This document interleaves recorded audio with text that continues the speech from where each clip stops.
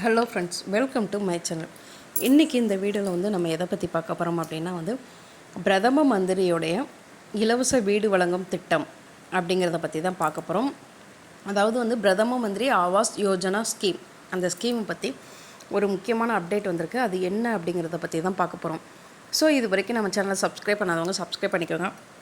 அப்போனா தான் நம்ம போடுற யூஸ்ஃபுல்லான அப்டேட்ஸ் வீடியோஸ் உடனே வரும். அப்படியே பக்கத்தில் இருக்கிற பெல் ஐக்கானை கிளிக் பண்ணிக்கோங்க. சரி வாங்க, அது என்ன அப்டேட் அப்படிங்கிறத பார்க்கலாம்.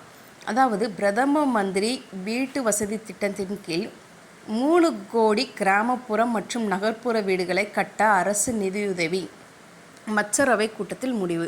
அதாவது 3 கோடி கிராமப்புறம் மற்றும் நகர்ப்புறமில் வந்து வீடு கட்டுறதுக்காக ஏற்பாடு பண்ணியிருக்காங்க. அதுக்காக நிதி ஒதுக்கியிருக்காங்க அப்படிங்கிறத தான் சொல்லியிருக்காங்க.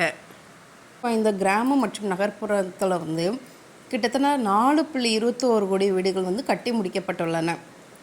இது வரைக்கும் மத்திய அரசு வந்து 2015-16 ஆண்டிலிருந்து பிரதம மந்திரி வீட்டு திட்டம் வந்து இது வரைக்கும் கடந்த 10 ஆண்டில் வந்து 4.21 கோடி வீடுகள் வந்து கட்டி கொடுத்துருக்காங்க.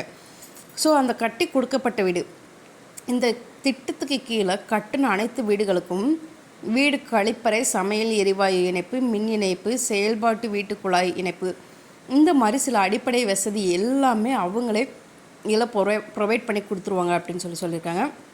அதாவது மத்திய மற்றும் மாநில அரசுகளின் பிற திட்டங்களுடன் ஒருங்கிணைந்து வழங்கப்படுகின்றன அப்படின்னு சொல்லியிருக்காங்க. நீங்கள் கட்டுற வீட்டில் வந்து கம்பல்சரி அவங்க என்னெல்லாம் பண்ணிடுவாங்க அப்படின்னா வந்து கழிப்பறை வசதி, அதுக்கப்புறம் வந்து வீட்டு எரிவாயு இணைப்பு, அதாவது வந்து கேஸ் சிலிண்டர், இந்த மாதிரி மின் இணைப்பு, இந்த மாதிரி எல்லா செயல்பாட்டுமே வந்து அவங்க ப்ரொவைட் பண்ணிடுறதா சொல்லியிருக்காங்க. இந்த வீடு கட்டி முடிக்கும் போது இந்த மாதிரி அடிப்படை வசதி எல்லாமே மத்திய மாநில அரசு ஒருங்கிணைந்து கண்டிப்பாக வழங்கப்படும் அப்படின்னு சொல்லியிருக்காங்க.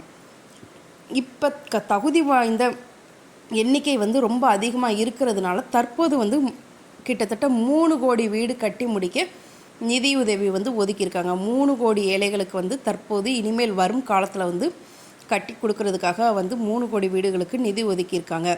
பிரதம மந்திரி ஆவாஸ் யோஜனா திட்டத்தின் கீழ் ஊரக மற்றும் நகர்ப்புற பகுதிகளில் 3 கோடி வீடுகள் கட்ட நிதியுதவி அளிக்க முடிவு. பிரதமர் மோடி தலைமையிலான முதல் மத்திய அமைச்சரவை கூட்டத்தில் ஒப்புதல் அப்படின்னு சொல்லியிருக்காங்க. ஸோ இப்போ வந்து 3 கோடி மக்கள் வந்து அப்ளை பண்ணலாம். அது யாரெலாம் அப்படிங்கிறத பற்றி வந்து யார் அப்ளை பண்ணலாம், எப்போ அப்ளை பண்ணலாங்கிறத நெக்ஸ்ட் வீடியோவில் பார்க்கலாம். Okay friends, thank you. இந்த வீடியோ ரொம்ப யூஸ்ஃபுல்லாக இருக்கும்னு நினைக்கிறேன். பை.